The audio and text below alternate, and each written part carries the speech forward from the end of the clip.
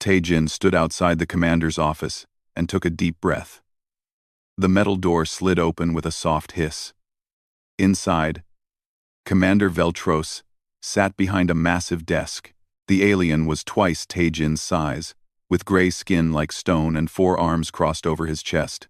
Liaison Officer Tae-jin reporting as ordered, "Sir," Tae-jin said. The commander's eyes narrowed. "I have a job for you." "A difficult one," Tae-jin nodded. He had been working on the space station called Horizon's Edge for 6 months now. His job was to help different alien species understand each other. It was not always easy, but he enjoyed the challenge. "There is a Velrothi on this station," Veltros continued. "Her name is Yura. She is a warrior from their species. She came here as part of a cultural exchange program." "I've heard of the Velrothi," Tae-jin said. "They are strong fighters." "Strong, yes. But this one is more than that." The commander pulled up a holographic screen. Images appeared showing a tall alien with dark scales and glowing amber eyes. "She has been here for 3 weeks. In that time, she has had 3 handlers. She injured the first 2 badly enough that they needed medical treatment. The third one begged to be transferred to another station." Tae-jin studied the images carefully. Yura looked fierce, but there was something in her eyes. Was it anger? Or perhaps something else? "Why did she attack them?" Tae-jin asked. "Who knows?" Veltros waved a hand dismissively. "She is wild, uncivilized. The Velrothi sent her here to learn about other cultures, but she refuses to cooperate. I want you to handle her." "Handle her how?" "Make her behave. Teach her to follow rules. If you cannot control her within 1 week, we will send her back to her homeworld. And when we do, it will damage our relationship with the Velrothi Empire." The commander leaned forward. "They are powerful allies. We cannot afford to insult them, but we also cannot have a dangerous alien attacking our staff." Tae-jin understood the situation. It was politics. The Galactic Coalition wanted to keep good relations with every species. But sometimes, cultural differences made that hard.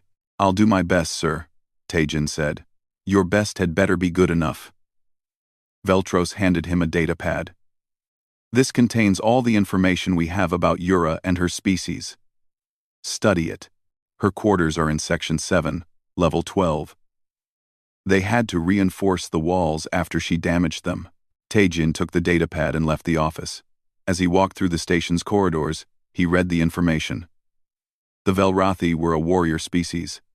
They valued honor and strength above all else. They came from a hot planet with dangerous predators.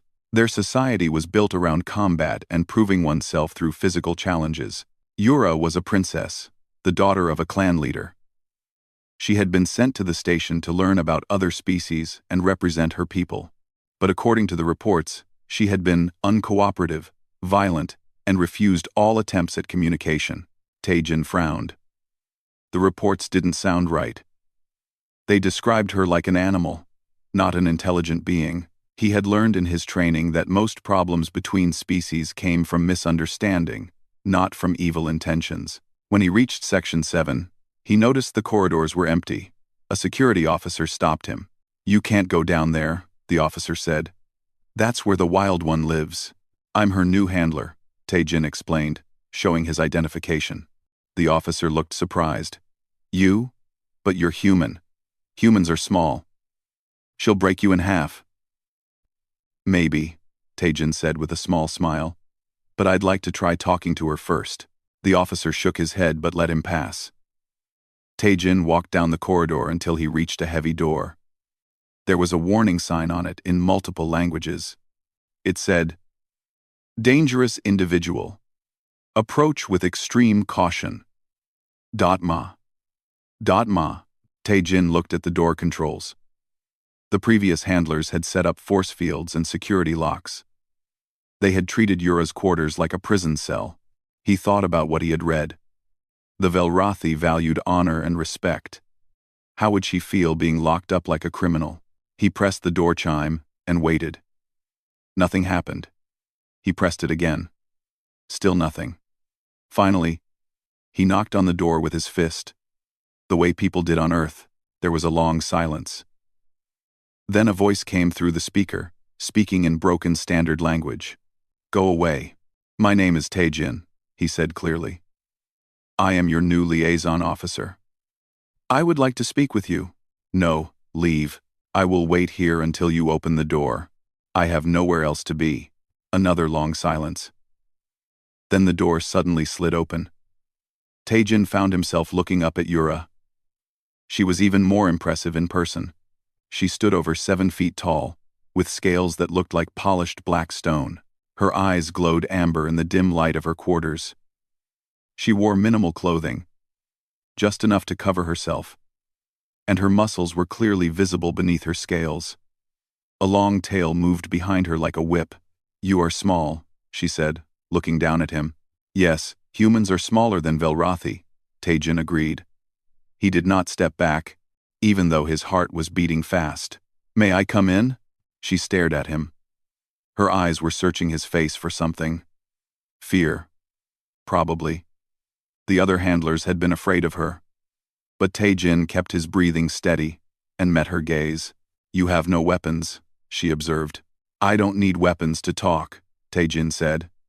"I came to learn about you, not to fight you." Something flickered in her eyes. Surprise, maybe. She stepped aside and let him enter. Her quarters were sparse.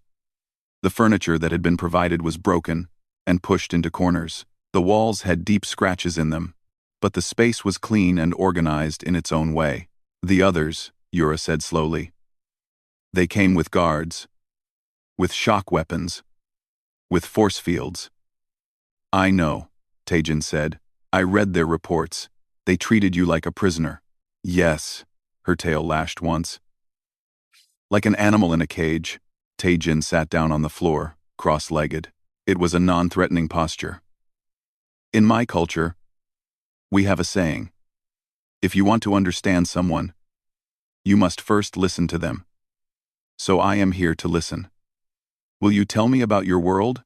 Yura tilted her head, confused by this strange small human who sat on the floor of her quarters without fear. Slowly, carefully, she sat down across from him.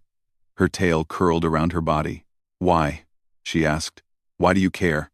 "Because you are not an animal," Taejin said simply. "You are a person. And every person has a story. I would like to hear yours." For the first time since arriving at Horizon's Edge, Yura felt something other than anger and frustration. This human confused her. He was so small, so soft-looking.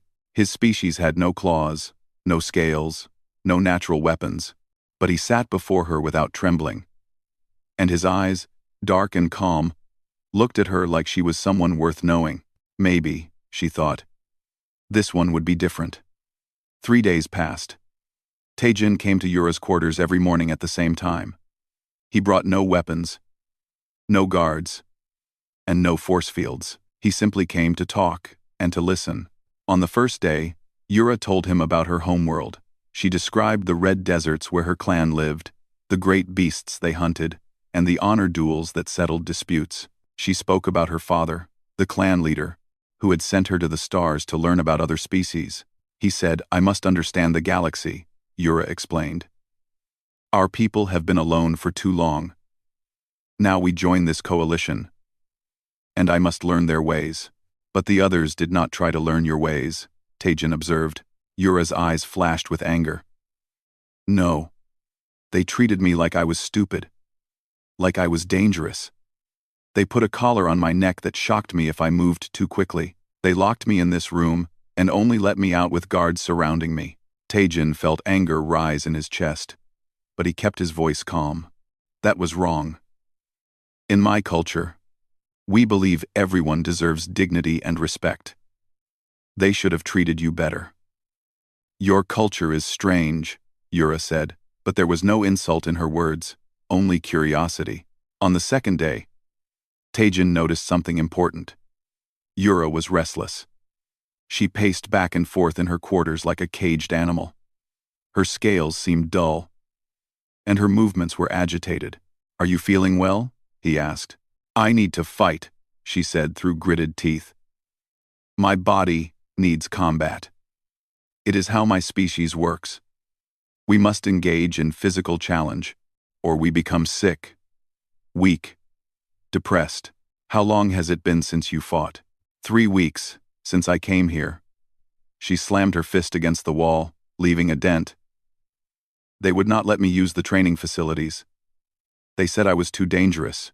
Taejin pulled out his datapad and began typing. Wait here. He left her quarters and went straight to the station's administration office. It took him 2 hours of arguing, filling out forms, and making promises. But finally he got permission.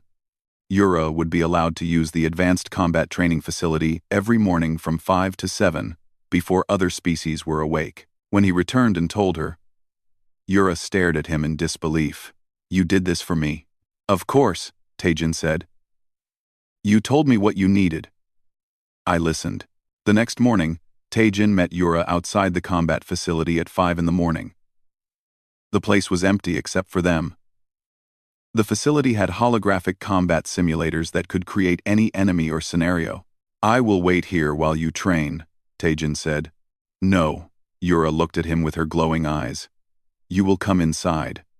I want to understand how humans fight. Inside the facility, Yura selected a training program. Holographic enemies appeared, creatures from her homeworld. She launched into combat with a roar that shook the room. Taejin watched in amazement as she moved. She was fast, powerful, and graceful despite her size. Her claws tore through the holographic enemies. Her tail whipped around to strike opponents behind her.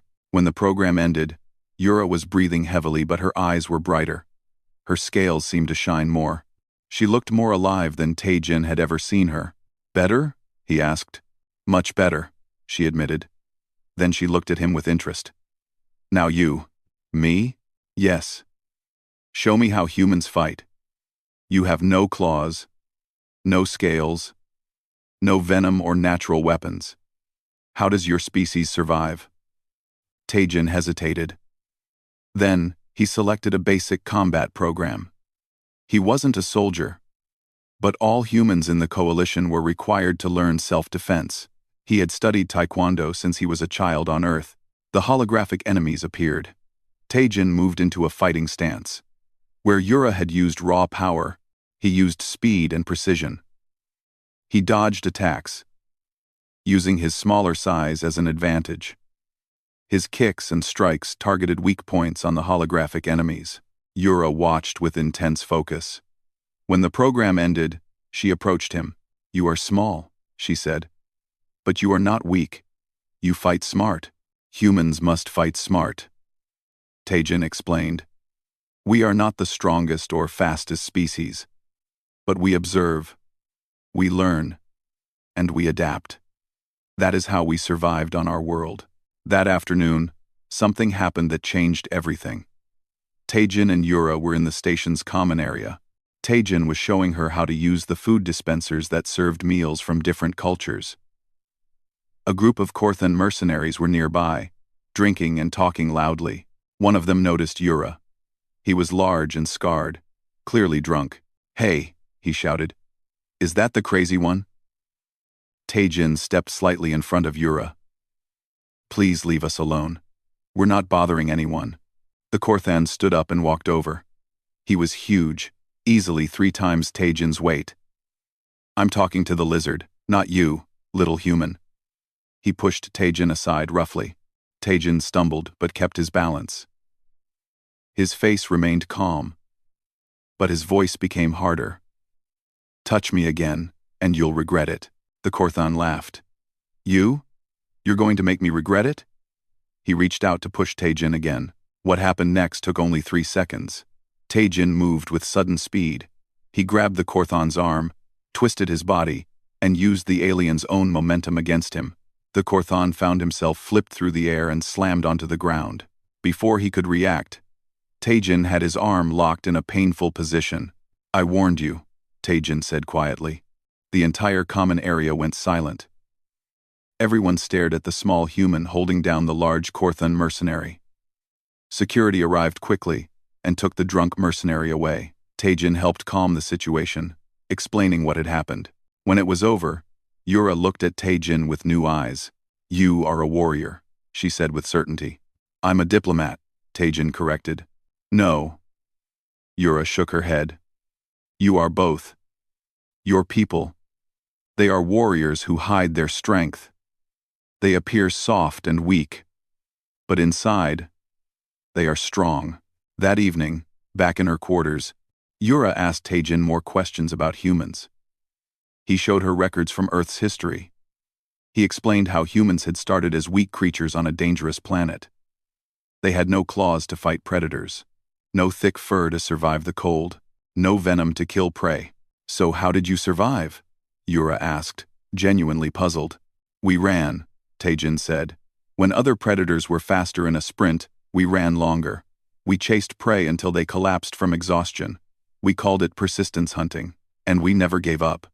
Ever." He showed her more. Humans climbing the highest mountains on Earth. Humans living in frozen wastelands and burning deserts.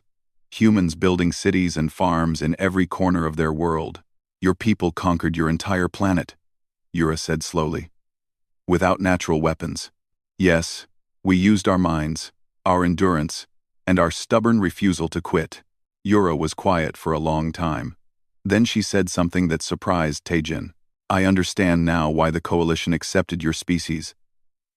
You are small and soft on the outside. But inside, you are made of something stronger than scales or claws." "What is that?" Taejin asked. "Will," Yura said simply. "Unbreakable will." As Taejin left her quarters that night, he felt they had turned a corner. Yura was no longer the wild alien that everyone feared. She was a person who had been misunderstood and mistreated. And now, finally, she had someone who understood her. What neither of them knew was that they would soon face a test that would change both their lives forever. The alarm began, screaming at exactly 1400 hours. Taejin and Yura were in the cultural wing of the station, looking at exhibits from different civilizations. The lights turned red, and a mechanical voice announced, "Security breach. All personnel evacuate to safe zones." This is not a drill. Taejin's training took over immediately. He grabbed his communicator. "This is Liaison Officer Taejin. What's happening?" The response came broken with static. "Terrorist attack. Void Reapers. Breached hull. Combat drones." The line went dead. Around them, aliens began panicking. Some screamed. Others ran in random directions. Children cried for their parents. "Yura, we need to get these people to safety," Taejin said, his voice calm despite the chaos. Yura's scales hardened, a biological response to danger. "Where?" "The emergency shelters are 3 corridors away. Help me organize them." Together they began herding the frightened civilians. Taejin spoke in multiple languages, directing people calmly. Yura used her impressive size to block paths and funnel people in the right direction. They moved quickly, but Taejin could hear sounds in the distance. Explosions, weapons, fire, screaming. The Void Reapers were a terrorist group that hated the Galactic Coalition.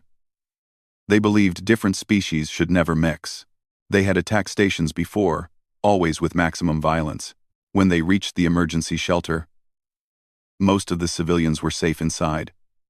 But then Taejin heard it.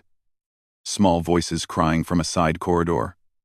"Children, stay with them," Taejin told Yura, pulling out his standard-issue plasma pistol. "No." Yura grabbed his arm, careful not to hurt him. "That corridor is dangerous. The ceiling is unstable." "I know. That's why I need to go. I'm smaller. I can fit through spaces you can't." Before Yura could argue, Taejin ran toward the voices. He found 3 young Korthan children trapped behind a collapsed section of wall. They were terrified, huddled together.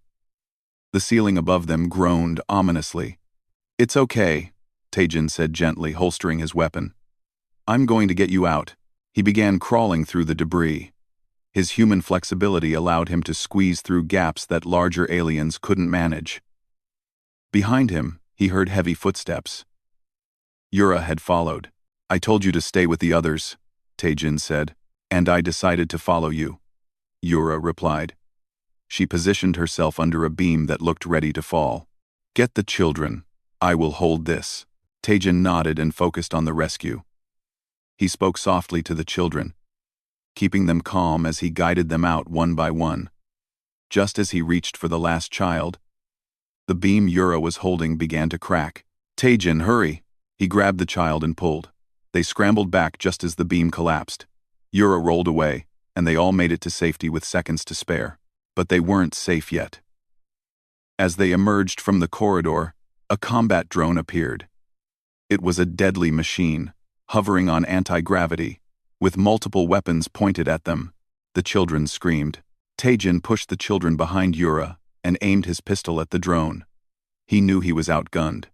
The drone's armor was too strong for his small weapon. But he didn't run. Get them to the shelter, he told Yura. What about you?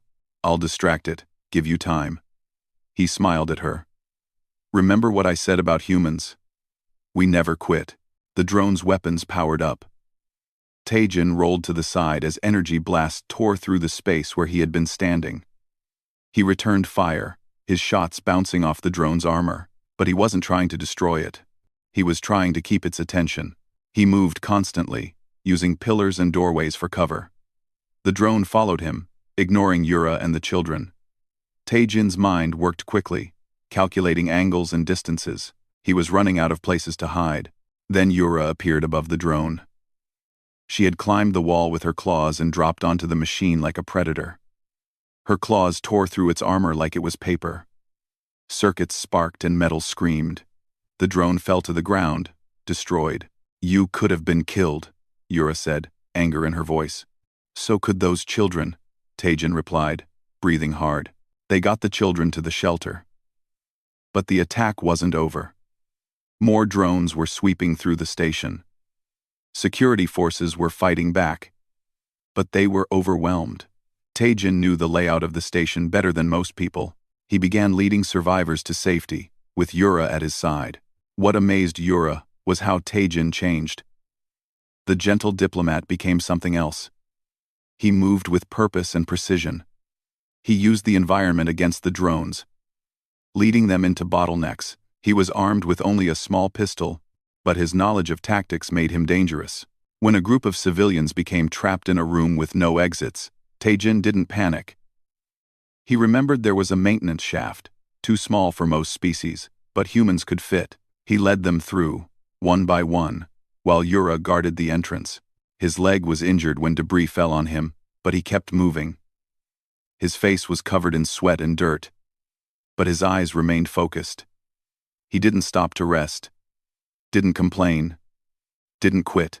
Yura had fought alongside many warriors in her life, strong warriors, skilled warriors, but she had never seen anything like this small human who refused to break. Then came the moment that changed everything. They were almost at the main evacuation point when 5 combat drones surrounded them. Too many, even with Yura's strength and Teijin's tactics. They were outnumbered. Teijin was nearly out of ammunition. His injured leg made him slower. The drones advanced, weapons charging. Yura looked at this human who had shown her kindness when others showed only fear. This human who had listened to her when others only gave orders. This human who had fought not for glory or honor, but simply because others needed help. In Velrathi culture, there was an ancient tradition.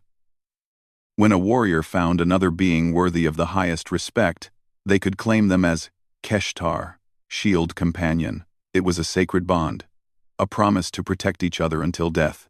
It was never given lightly. Most Velrathi lived their entire lives without finding someone worthy of the bond. Yura had thought she would never claim a Keshtar, certainly not an alien from a species she barely knew.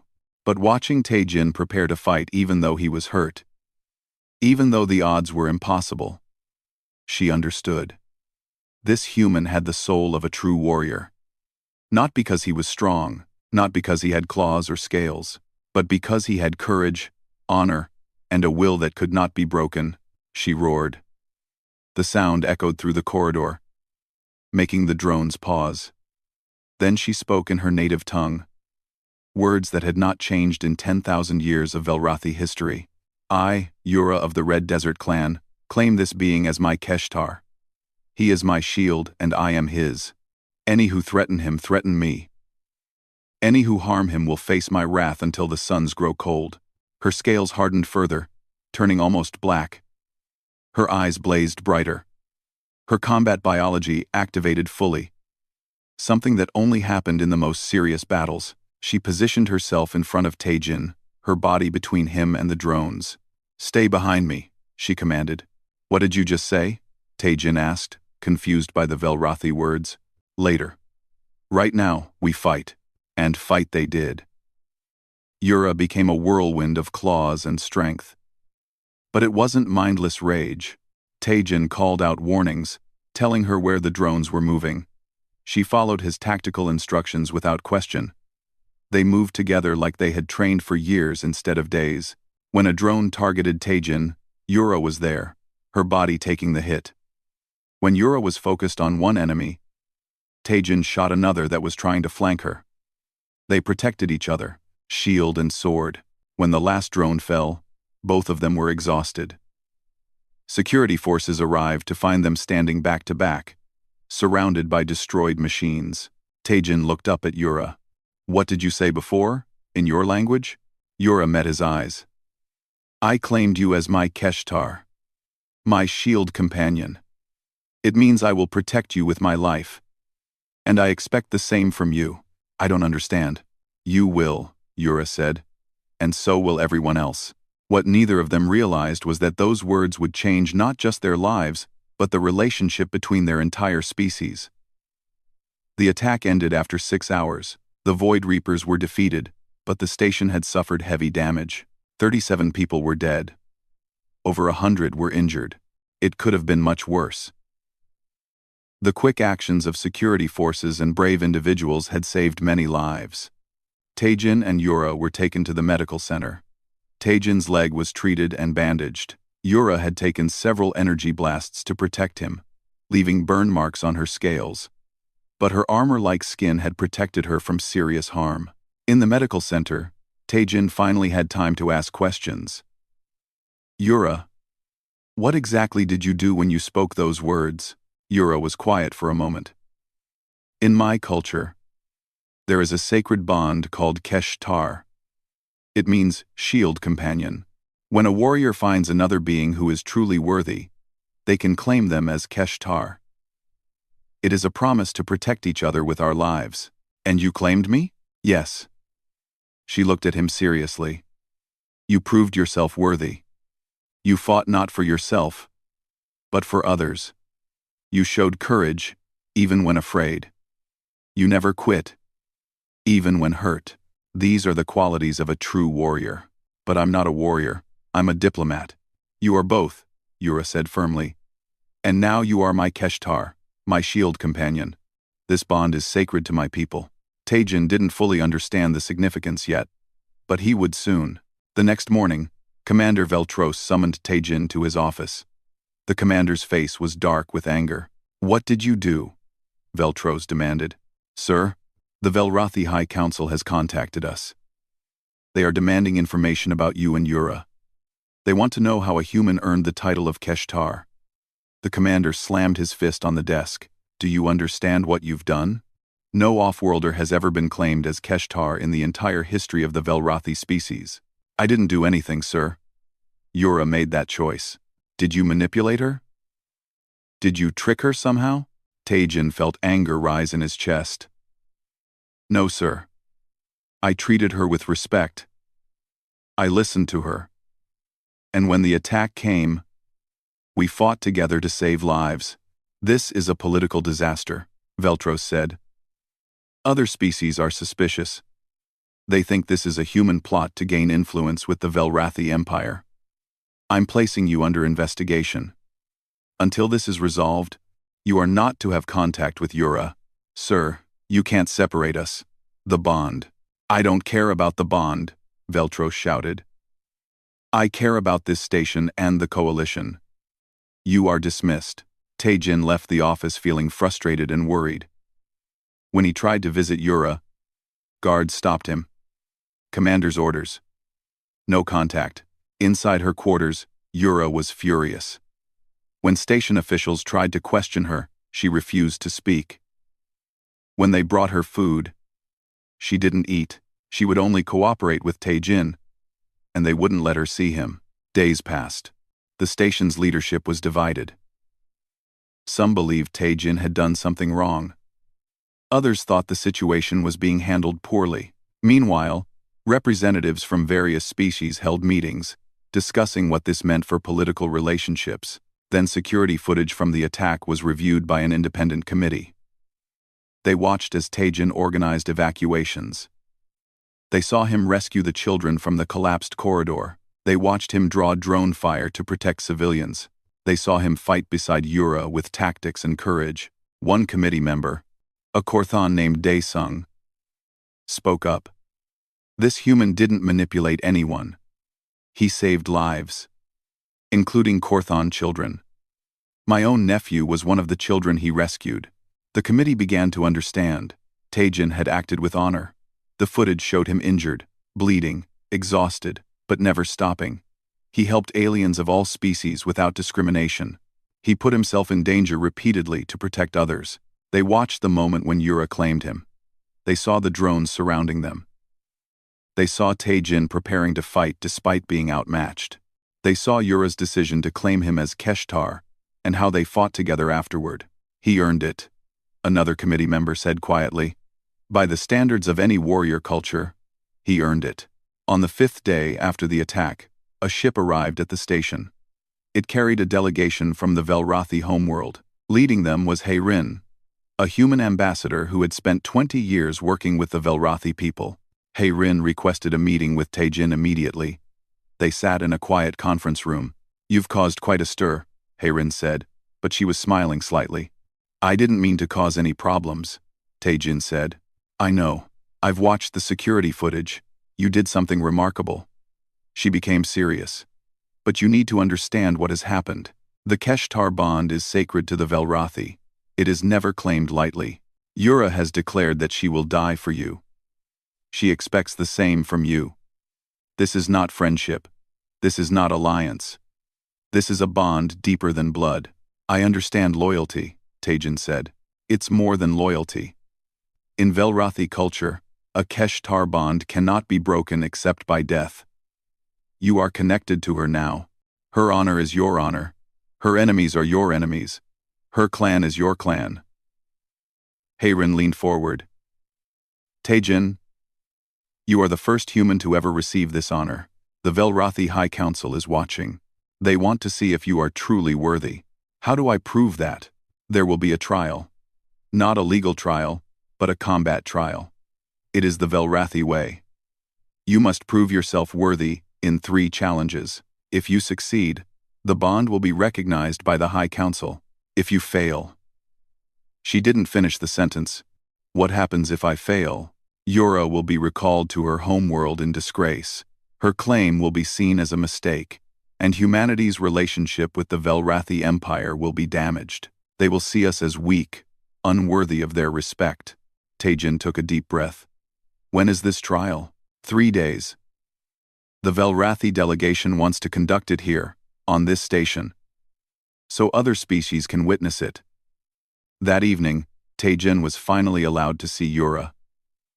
When he entered her quarters, she rushed to him. They kept you from me, she said angrily. I know, but I'm here now. He looked at her seriously. Yura, there's going to be a trial. I have to prove myself worthy of the Keshtar bond. I know. My people contacted me. She looked worried, an expression he had never seen on her face before. The challenges will be difficult. Designed for Velrathi warriors. Not humans. I don't have a choice. If I don't try, we both suffer. And so does the relationship between our species. You could be hurt. You could die. Tae-jin smiled. Remember what I told you about humans? We never quit. I'm not going to start now. Yura's eyes glowed with emotion. She placed her hand gently on his shoulder, careful not to hurt him with her claws. You truly are worthy of the bond. I knew it when I claimed you. Now, I must help you prove it to others. Will you train me? Tae-jin asked. Every day until the trial, Yura promised. We are Keshtar, shield and sword. We will face this together. Outside Yura's quarters, word of the upcoming trial was spreading throughout the station. Aliens of all species were talking about it. Some were placing bets. Others were worried. Everyone was curious to see if a human could prove himself in the Velrathi way. The trial would not just test Tae-Jin. It would test whether humans could truly be equals among the stars. The station's main arena was packed with observers. Aliens of every species gathered to watch the trial. Some came out of curiosity. Others came to see if humanity was truly worthy of respect. In the center of the arena stood Tae-Jin, wearing simple combat clothing. Across from him sat the Velrathi delegation, led by an ancient warrior named Sala. Sala stood slowly. Her scales were pale with age, but her eyes were sharp. When she spoke, her voice carried through the arena. Yura of the Red Desert clan has claimed this human as her Keshtar. This bond is sacred to our people, but it has never been given to an off-worlder before. Today, Tae-Jin of Earth must prove himself worthy. He will face 3 challenges. The first tests endurance. The second tests tactical skill. The third tests loyalty in combat. If he fails any challenge, the bond will be rejected. Tae-Jin bowed respectfully to Sala. In the crowd, he could see Yura watching with intense focus. They had trained together for 3 days. She had taught him what to expect, but warned him that the challenges would be adjusted for maximum difficulty. Let the first challenge begin, Sala announced. The arena floor transformed into a hostile environment. Heat poured from vents, making the air shimmer. Obstacles rose from the ground. Sharp rocks and dangerous terrain. This was meant to simulate the harsh deserts of the Velrathi homeworld. You must cross the arena and reach the marker on the far side, Sala explained. You have 1 hour. The environment will become more hostile as time passes. Tae-Jin began moving immediately. The heat was intense, but he had trained in heat before. Humans were exceptional at cooling their bodies through sweat, an evolutionary advantage from persistence hunting on Earth. While other species struggled with overheating, humans could maintain activity in extreme temperatures. He moved steadily, not rushing. The rocks were sharp, designed to cut, but Tae-Jin used his hands carefully, finding the safest paths. His smaller size allowed him to squeeze through gaps between obstacles. When he fell, he got up and kept moving. The temperature increased. Other species in the crowd commented that no one could survive such heat. But Tae-Jin continued. His clothes were soaked with sweat. His breathing was labored, but he didn't stop. Yura watched with pride. She knew what the observers didn't. Humans had evolved to outlast their prey through sheer endurance. On Earth, humans had chased animals until the animals collapsed from exhaustion. This human stubbornness was now on full display. Tae-Jin reached the marker with 10 minutes to spare. He was exhausted, but he stood straight, facing the delegation. Sala nodded slowly. The first challenge is complete. The second begins now. The arena floor changed again. This time, it became a tactical simulation. A Velrathi war master named Bo-Ra appeared as a hologram. You will command forces against me in a military simulation, Bo-Ra explained. You have limited resources. I have superior numbers. Defeat me, or hold your position for 30 minutes. The simulation began. Tae-Jin studied the battlefield quickly. Bo-Ra's forces were larger and stronger.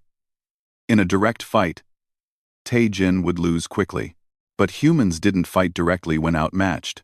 They used strategy. Tae-Jin began using tactics that the Velrathi never considered. He set ambushes. He used false retreats to draw enemies into traps. He divided Bo-Ra's forces, making them fight in small groups instead of one large army. He used the terrain, the environment, even psychology. When Bo-Ra's forces advanced, they found empty positions. When they pursued, they ran into coordinated attacks from unexpected directions. Tae-Jin's smaller forces moved constantly, never staying in one place. Bo-Ra grew frustrated. His honor-bound tactics were predictable. Taejin exploited every pattern, every assumption. The Velrathi valued direct combat and honor duels. Taejin used guerrilla warfare and deception. The 30 minutes ended. Bo-Ra had not defeated Taejin's forces. In fact, Taejin had reduced Bo-Ra's army by 40%. Enough, Sala said. She looked at Taejin with interest. You did not win, but you did not lose. You used tactics I have never seen. Where did you learn this? From human military history, Taejin said. We have fought wars for thousands of years. We learned that strength is not always about size or power. Sometimes, it's about thinking differently. Clever, Sala admitted. The third challenge is the true test. You and Yura must defend a position together for 1 hour. You will face waves of enemies. If either of you falls, or if you abandon the position, you fail. Yura entered the arena and stood beside Taejin. For the first time, they were fighting together officially. The simulation began. Enemies appeared from all directions, holographic creatures designed to kill. Taejin and Yura moved into position back to back. Remember our training, Yura said. I remember, Taejin replied. They moved like they shared one mind. Yura became his shield, her armored body taking hits that would kill him. Taejin became her eyes and tactical mind, calling out threats she didn't see. When enemies attacked from above, Taejin shot them down. When they swarmed from the sides, Yura's claws cut through them. The simulation increased in difficulty. More enemies appeared. Stronger enemies, faster enemies. Taejin was hit multiple times, but he stayed standing. His tactical calls never stopped. Yura was exhausted. Her scales covered in scorch marks from energy weapons, but she never moved from their position. At one point, a massive enemy appeared, designed to break their defense. It charged at Yura with incredible force. She braced herself. But Taejin saw the danger. If she took that hit, even her strength might not be enough. Duck, he shouted. Yura dropped instantly. Taejin fired at the charging enemy's legs, causing it to stumble. It fell forward, crashing into the position they had just vacated. Yura rolled to the side and struck its weak point with her claws. Minutes felt like hours. Both of them were injured, exhausted, bleeding. But they didn't quit. They didn't abandon their position. When Taejin's weapon ran out of power, he used debris as weapons. When Yura's claws became dull from constant combat, she used her tail and teeth. The hour ended. The simulation stopped. Taejin and Yura stood in the center of destroyed holographic enemies, both barely able to stand. But they were still there. Still together. The arena was silent. Then, slowly, Sala stood. She walked to the center of the arena and looked at both of them. I have lived 300 years, Sala said. I have fought in 1,000 battles. I have seen warriors from every corner of our empire. But I have never seen a bond like this. She turned to face the crowd. The Keshtar bond is claimed in blood and proven in battle. Taejin of Earth has proven himself worthy. Not because he is strong like a Velrathi, but because he has the qualities of a true warrior. Courage, honor, loyalty, and the refusal to quit. She placed her hand on Taejin's shoulder, then on Yura's. The bond is recognized by the High Council. Taejin is Keshtar to Yura. Let no one question this. The crowd erupted. Some cheered, others discussed what this meant. But everyone understood they had witnessed something historic. In the medical center afterward, Taejin and Yura sat together while doctors treated their injuries. Yura looked at him with glowing eyes. You did it, she said quietly. We did it, Taejin corrected. Shield and sword. Remember? Weeks later, Taejin and Yura were assigned new roles. They became ambassadors, helping humans and Velrathi understand each other. Other humans began to earn similar respect from the Velrathi. The two species found common ground in their warrior spirits. One evening, Taejin and Yura stood on the observation deck of Horizon's Edge, watching ships travel through space. Yura spoke quietly. Do you ever regret the bond? It ties you to me for life. Tejan thought about everything that had happened. The fear, the pain, the challenges, but also the friendship, the trust, the bond that had formed between two beings from completely different worlds. You claimed me as your shield, he said in fluent Velrathi. But you should know something about humans. We protect the people we care about. Shield or not, I would stand beside you anyway. Yura's laugh rumbled deep in her chest. It was a sound of genuine happiness. For the first time since leaving her homeworld, she felt truly at peace. In the eyes of the galaxy, she had been wild, dangerous, uncontrollable. But Tejan had understood the truth. She was never wild. She was just waiting for someone worthy of her loyalty. And in the vast galaxy of countless species, that someone had turned out to be a small, soft human who refused to quit. A human who proved that strength comes in many forms, and that courage has nothing to do with size. The story of Tejan and Yura spread throughout the coalition. It became a symbol of what was possible when beings from different worlds chose to understand each other instead of fear each other. It proved that humanity, despite being small and seemingly weak, had earned its place among the stars, not through force, not through technology, but through something more powerful, through understanding, courage, and unbreakable will.